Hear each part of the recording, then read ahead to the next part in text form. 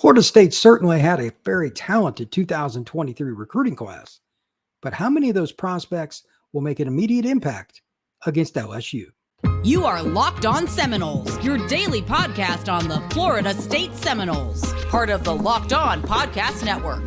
Your team every day.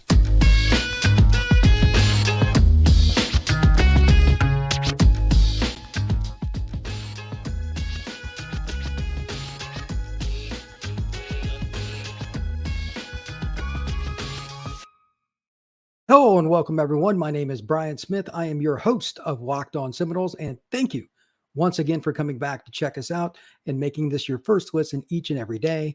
We are available wherever you get your podcasts and free on YouTube as well. Part of the Locked On Network, your team every day. This is going to be a fun episode. We're going to talk about Florida State's impact recruits.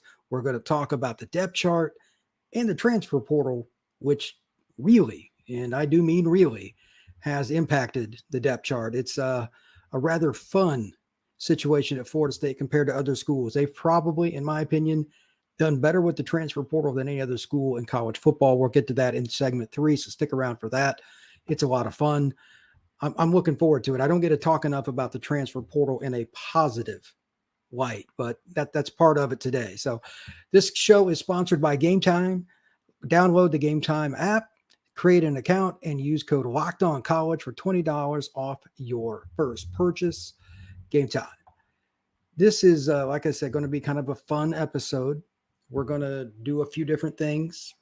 We're going to discuss first the recruits, some of the depth chart parts that the recruits are trying to, they're trying to move up the ladder. And then we're also going to talk about the transfer portal, which Florida State, over half their starters, it looks like, are going to be at one point in time a transfer into Florida State from another college institution. Now, if you'd have told me that, and you'd also told me, say, 2 years ago that Florida State would be preseason top 10 with that, I'd have said that's laughable. Not enough continuity, etc. So it's pretty wild. Well, let's start with the recruits. And these are kids that I know, that I have scouted, that I've been around, and I'm very comfortable with in some way, shape, or form. And they're also doing well by all reports out of Florida State that either I've gotten or other people have reported on, etc. And it's just kind of fun to project, because if you're going to put a freshman out on the field against LSU, it better be a really good player, and it better be somebody that understands the playbook. That's the part people don't often discuss. Talent aside, if you do not know the playbook to the liking of the coach, not what the player or their parent or anybody else thinks, you're not going to play. FSU has a bunch of really good players in the freshman class. Those recruits have done well, like Destin Hill. We'll use him as an example, receiver out of New Orleans. Very talented. How well does Norvell and his staff feel that he can handle run blocking, handle a screen, which he is the blocker, faking a screen and then running like a fake bubble screen that he's blocking that he takes off? All the little nuances, all of them, they have to be executed at a very high level, or else you're going to struggle to beat teams that are quality opponents. There's not a whole lot of talent disparity between LSU and Florida State, so the little things matter. So that's why I wanted to bring up how many freshmen play. I've got 5 or 6 here listed, and I'm going to talk about them, but in your own head, you might have a different opinion, and this is about as far from an inexact science as you can get. I do a lot of stuff about recruiting, but this one is arguably the most difficult that I will do. I'm going to talk a little bit about the season overall with the recruits, and I got the list. But most of what this is about is for the LSU game, since it's just over a week away. So first off, Conrad Hussey played at Saint Thomas Aquinas. He could play receiver, he could play corner, he could play nickel, he could play safety. He can fly. I've seen that with my own 2 eyes multiple times. I know him from being around STA. It's one of the best programs in the United States of America. And he's also a very mature young man. And that goes back to that point that I made in the lead about this with regards to the recruits playing. Do they trust him? And they is the coaching staff. They're the only ones that matter in this. That's it. And I think they'll trust him a little bit more than most kids because of where he came from, how competitive the young man is, his ability to take coaching. Going through STA is a different deal. I mean, every little thing, like how they clap, everything is to a T. It's for a purpose. and it's helped them win like 4 straight state titles. I think it's pretty good. Now the question, at what point does he break into the lineup in terms of the rotation? I don't think Hussey's going to start. I mean, let's be real here. Florida State, barring injury, is pretty good to go with experience across the board because of the portal. Again, we'll talk about that in segment 3. But that doesn't mean you can't rotate. And especially game 1 in Orlando, where it's going to be blistering hot, you have to rotate. Any drive that LSU goes out, whether they score or not, where they eat up some clock and move the ball, if Florida State has a 3-and-out or 4-play drive and they get the ball back again, LSU, you got to rotate. You got to rotate. It takes more energy on defense. That's the first reason that I'm bringing up Hussey. I think he can play different spots. And I'm sure many of you have some depth chart in your mind or something that you've seen, something that you've read, and that's all fine. I'm telling you right now, regardless of what's reported, Conrad Hussey is a young man that can play multiple spots. His brain will allow him to figure it out a little quicker than most guys. He's just sharp. I think long-term, he's a great free safety candidate once he fully knows the defense. But to play back there, you've got to be able to organize the other chess pieces in front of you, not just be a ball hawk, get off the hash, play some man, whatever. You got to be able to align guys. How many true freshmen are starting at free safety in college football, even at the MAC level, where they might get a player kind of a late bloomer and get one over on Ohio State or Michigan State or something? There's not many. They got Hussey allegedly kind of playing the nickel, being in the box, doing some different things. I've heard that. What's really true and what they're really doing, only the Florida State staff knows. I would imagine he'll move around. That's my number one. At some point in the LSU game, I bet you he's in there doing something. I haven't spoken to him or anybody at STA about him. I'm just going off what I know from seeing him at 7-on-7 at STA, knowing the kid, breaking bread with him. He's the kind of guy I want on my football team. I trust him. Number 2, same deal.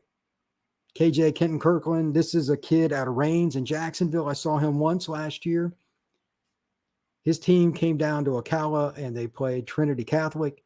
That dude was all over the field. He's another guy that's been talked about some, is making plays in fall camp. While they have guys like Cypress and all these different players in the secondary, it's not like Florida State, once again, is void of talent. Kirkland was one of the most underrated kids, I thought, in the state of Florida and the Southeast last year. Why? I have no idea. There was a play that I was watching, and I'm glad I picked him on this play because there's so many things that can happen in one individual play on the gridiron. He's on the left hash, and it wasn't even his responsibility. Trinity Catholic threw a ball to the other side of the field, going out of bounds, a receiver. He followed. It was a rollout. He followed across. He beat the other guy across to the football. His own man. He figured it out. I don't know if he saw something that he recognized on film or whatever, but that is beyond instinct. And he can flat out pick him up and put him down. He can run like a corner. He's over 6 foot. He's extremely aggressive. This is an old school Seminoles defensive back.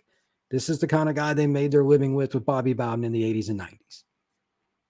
And he's hungry. Very intelligent young man too. Much like Hussey, I think he's the kind of guy that'll pick up the defense. And also like Hussey, can play multiple spots. I didn't pick these two by accident. I'm giving myself more room for error here because if they wanted to, if there's an injury or if there's a circumstance with a team that runs a certain formation a lot, these are smart enough kids to come in and play different roles and be effective. Not a lot of freshmen fit that. Something to think about. Now, the kid that I don't know as much about, but I've heard some things and I'm just going to mention him. I do not know. I have not seen him. Is Quindarius Jones, the kid out of Meridian, Mississippi. He's a guy. That town's always got a player, it seems like. He's out of Mississippi and he's made some noise. Don't be shocked either. He's got a little bit more size. I don't know much about him, but I just wanted to mention him. Florida State, their DB history is obviously ridiculous. Maybe he's another guy that can break in. I'd like to learn more about him, and I'm going to be looking for him in the game. I advise you do too. On the offensive side, there's one player I want to mention before I get to my last guy, and it's the last player I think is very important. I saved him for last on purpose. But that's Destin Hill out of New Orleans. Played at Edna Carr, one of the better programs in the New Orleans area, producing talent. Destin's been talked about by numerous outlets in regards to Florida State. He can run. He's a kid that can make guys miss. He can play inside. He can play out. Again, here's my theme. If you haven't learned already about me, I love recruits with versatility. How much of the playbook he's learned and how comfortable getting out there in a third down or something, that I don't know. I really don't. I mean, if you think about it, all three of Florida State's projected starters at receiver, they're transfers, they're experienced. I mean, the slot came from West Virginia, had, I think it's 133 catches in his career for the Mountaineers. Kind of hard to take him off the field on 3rd and 6. But guys still got to rotate. Receiver historically has been one of the easier spots for somebody to make at least some kind of impact. I'm not saying he's catching 10 balls for $150 and 2 scores, but he could come in and catch 2 or 3 balls, maybe the screen game, maybe a jet sweep, maybe even something basic like a slant. But with his talent, Destin could really run. He could maybe break one. I would not be shocked. That's a great player. Last guy I want to mention is Lamont Green. He's out of Gulliver Prep in Miami. If you don't remember, his dad was a ball player now. He played it for the Noles. I had a chance to meet him and his dad just over a year ago. Lamont Green Jr. is locked in. He's the kind of guy at some point this year. I don't know if it'll be against LSU. It's a little harder for a lineman, but it's very important for Florida State to start developing some of their own defensive linemen instead of like Jared Verts, they hit on, obviously. The guy out of Albany, I'll talk about him in a minute, but you need some transfers to not always be the key. It's okay, but it can't be your only outlet to make it happen.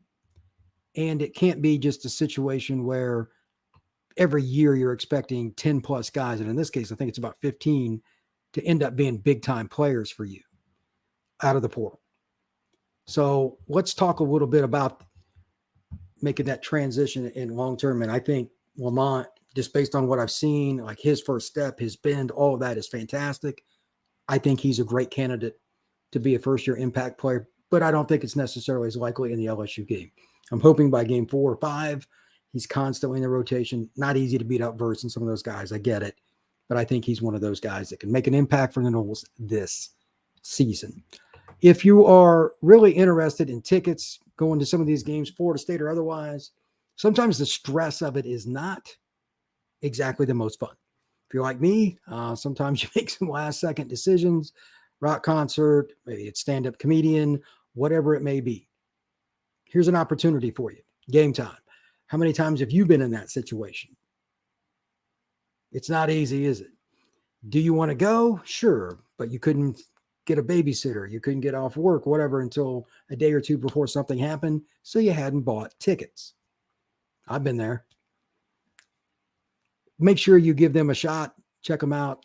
We appreciate them being an advertiser for Locked On, and it's a really cool app. Make sure you check it out because it's pretty easy to use, and I don't see any reason you shouldn't look at it because ticket prices aren't always the same on each app. Hint, make sure you do your due diligence. I know that sometimes I've regretted some of the decisions I made when I found out some other prices. Do your due diligence. Check out Game Time. It'll be good for you if you do. This is one of the easiest things to do, too. I mean, it's on your phone. If you use the app, good things will happen for you in that regard. So snag the tickets without the stress with Game Time. Download the Game Time app, create an account, and use Locked On College for $20 off your first purchase. Terms apply. Again, create an account and redeem code Locked On College for $20 off. Download Game Time today. Last minute tickets, lowest price guaranteed. Yeah, sometimes it's difficult to get tickets. You gotta choose wisely on that. Second segment, let's talk a little Noles depth chart. These are just a couple concerns I have, and it's something. This is just the thoughts that I'm about, but I'm not sure if there's a team I can compare them to. Maybe Southern Cal, because they've relied on the portal quite a bit too. My only concern with all the experience and everything that Florida State has, and I've got their depth chart up in front of me, is they've got around 15 guys, give or take, that'll start that weren't originally at Florida State. Several of them transferred in this year and the year before. How well will the mesh be in critical moments? That's really the whole segment here. That's my question. I'm obviously Jordan Travis is tremendous and all that. Do they have enough chemistry though? If they do, this is a team that could go compete for the national title because Jordan Travis, I think, can carry a team on his back. He's proven it when the team wasn't necessarily playing great. Like in the Oklahoma game, he had a couple of really clutch plays to help him come from behind. Sometimes you need a guy to do that. Well, let's hope they don't have to do that as often. And that's because you're just grinding it out and executing and building a lead. So Travis can be even more difficult throwing to Destin Hill or whoever it may be, Trey Benson, etc. If you have him doing that, maybe a little bomb to Mr. Wilson, it's easier. But that's chemistry up front in particular. They got a ton of experience. It should be a great O-line, but there's still a lot of transfers, and I'm just curious to see how it works against LSU and everybody else on the schedule. There's no particular team here. That's my question. The only other thing that I will say is, and this is just the negative side of me talking about this, which guy steps up on offense that we don't know about? I mean, I love the receiver room's ridiculous. I don't think you can really argue, especially at the very top, might be the best 1, 2, 3 in the country. It's legitimately in that realm. O-line's experience, you got Trey and you got Toffoli, all these guys that are really good. What about tight end, the depth there? That's the only other concern I might have on offense. Defense, I just want to see, and it's why I mentioned Lamont. I want to see somebody besides Verse that is constantly talked about as a pass rusher, not just flashing. Those are some basic things that I just wanted to mention. I'm sure if you guys have something you think, or maybe you don't think there's any there, I think maybe you think it's always going to be good because they've gotten the depth, they've built it up. Whatever it is, give me a comment on that. I'm curious to what you think. It's not easy to project first game, though, is it? It's pretty hard. So if you have any comments or questions, I got it on the bottom of the screen for those of you on YouTube, but I'll say it for those of you listening. If you want to send an email, you got a question, you got a comment, send comments and questions to Canes and Knowles Rivalry at gmail.com. I really do think it's going to be fun to see on a couple of spots. If they can hit with some of the transfers and or guys that we're developing, Florida State's going to be just in a tremendous spot. Just in a tremendous spot. There's about 10, 12 guys, they're dudes. They've already proven it. They're just a year older. Good to go. It's not like we're worried about Johnny Wilson making big plays. He averages like 21.95 yards a catch or something like that. Or 20.9, but something ridiculous. We're good there. Just want to see maybe some depth tight end, maybe another pass rusher, and kind of go from there. If that does get established, especially early, why wouldn't Florida State be able to go to the college football and play for the playoff or play for the championship? Why not? I think they're a 10-2 team, kind of bottom end anyway, just a few breaks here or there, and then a few guys developing. It's not out of the realm they could go undefeated if they had all those things go right down the middle. Chemistry is part of it, though. We'll see on that. The last thing that I want to talk about before I get into the third segment is some of my friends over, this is funny because I'm getting ready to go on their show, or some of my friends over at the ACC podcast. Locked on ACC, they've got a great pod. They do a good job. And I'm going to come on, talk some Florida State with them on Friday. I'm not sure when they're going to air it, but it's really difficult in today's landscape to talk about all the things that are going on in college football, even in one conference. And the ACC is right in the middle of it. So there's a lot to discuss. Check out Locked on ACC the next time you get a chance. Give them a listen. It's pretty fun stuff. Obviously, basketball is big with the ACC too. There'll be some of that discussion later this year. But right now, the football talk, SMU, Cal, Stanford, I've held off talking about it, but it sure sounds like something's going to happen here pretty soon. So something to think about, because here pretty soon you're probably going to be listening to a podcast about another conference affiliation being brought up on the media out of the blue, breaking news. So I've been trying to follow it as much as I can, and it is monotonous at times. I know that. All right, the last segment that I want to talk about, this is the one that's the most fun because it's the most unique. I'm usually an expert on all the recruiting stuff because I just do it constantly. But I'll admit, when it comes to the transfer portal, and while I follow it, I tend to think that the vast majority of teams that have completely just bought into taking transfer after transfer, like Ole Miss, for example, their chemistry is bad, and or they just take too many kids with not enough character, different combinations that don't work. They miss on a key position. They load up at one spot, but they're unbalanced, whatever it is. Name a school that's done better than Mike Norvell and the Noles at getting a balanced group from the transfer portal. Keyword there's balance. I think the second team over the last couple of years would be SC, but Caleb Williams carried the water last year. If they had a normal, just above average quarterback, that's an 8-4 team last year. He willed them to wins against Notre Dame and a couple other schools, and they probably should have beat Utah both times. It wasn't Caleb's fault, that's for sure. But they haven't done well enough on the lines. I don't think they have enough talent overall in depth. It'll eventually bite them. They have a pretty easy schedule at the beginning of the year. But all those concerns, Florida State's went past, in my opinion. And I think they're the transfer portal champions. That's why I put it up here on the sidebar. Transfer portal champions. Very few teams have been successful with it. Florida State is one. So let's talk a little bit about the depth chart in Florida State, just some of the impact here. Now, some of these guys will come in and out of the lineup, but let's just talk 3 or 4 guys. Keon Coleman, obviously.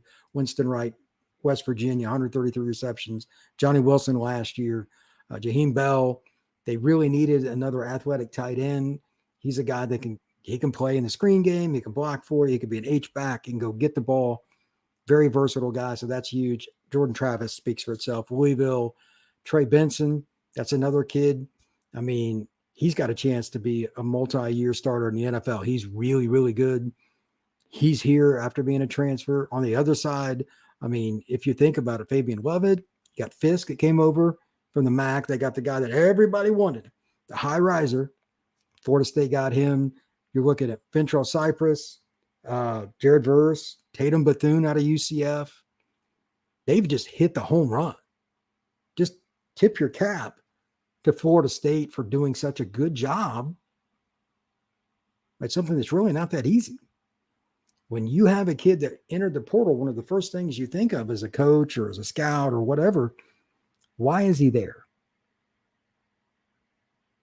Legitimately, you have to ask, why is he there? You have to do your due diligence. Name me a school that's done better broadly than Florida State with the transfer portal.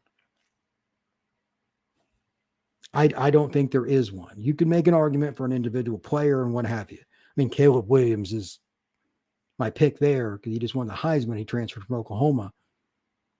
But other than that, I mean, you could even say Jordan Travis is the best transfer in the last few years too, because now he's in the Heisman race and he's helped to elevate Florida State's program to the really high level again. It's just been incredible. And I'll admit it, open-endedly, I missed on this one a mile when I saw how many players that Norvell and his staff was taking, even though a lot of them were talented and I knew they were. I'm like, man, I don't know. This isn't working at most schools. They figured out the jigsaw puzzle. They have. Florida State fans need to give the staff credit for figuring it out because that is not an easy deal. I've had conversations with college coaches on sidelines, and they've all told me the same thing. I haven't had one person that hasn't told me this. Push comes to shove, unless the high school kid is just phenomenal, they're taking the portal kid because they just want experience. Kids that have been away from home, etc. And I get that. But again, it still comes down to why did he transfer? And that's why there's been so many busts. It's sometimes easier to take the really quick answer and all of that, but be careful because you might just get what you're asking for. So Florida State's done a pretty good job, in my opinion, of not overdoing it. They're still getting really good high school players, and obviously the 24 class it's on another playing field right now. But the portal has helped to get them there, and it's risen with the program one by one.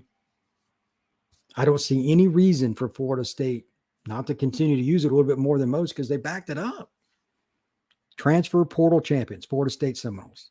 It's unbelievable. So I'm going to wrap up this podcast on that note, but please do make sure you like and subscribe. And I thank you very much. Hit that notification bell and share this podcast. I'm going to be using, there's my Twitter at the bottom underneath my name. I'm going to be putting up videos when I go to high school games, some of it on that. To see the videos, you're going to have to go there. And I'll sometimes pull them up here on the podcast. But if you go to at LO, both capitalized, _ Seminoles with the S capitalized, that's the Twitter handle for those of you who can't see it that are listening. I'm going to have a lot of different things from high school ranks. We'll talk a little Florida State, some different random things that go on at high school games. I'm going to see Miami Norland play at Lakeland tomorrow night. There's going to be a ton of college talent on the field, including a future 5-star kid. You're going to hear this name a bunch over the next few years. This is going to be his coming out party. Malik Morris. You will hear that name over and over and over. Middle linebacker for Lakeland. He was, I believe, the second fastest kid in spring at 230 pounds. And you heard that correctly. Very, very talented player. So once again, thank you very much for making this your first listen every day. Locked on Seminoles signing off. This is Brian Smith. I appreciate it. Everybody have a great day. Take care.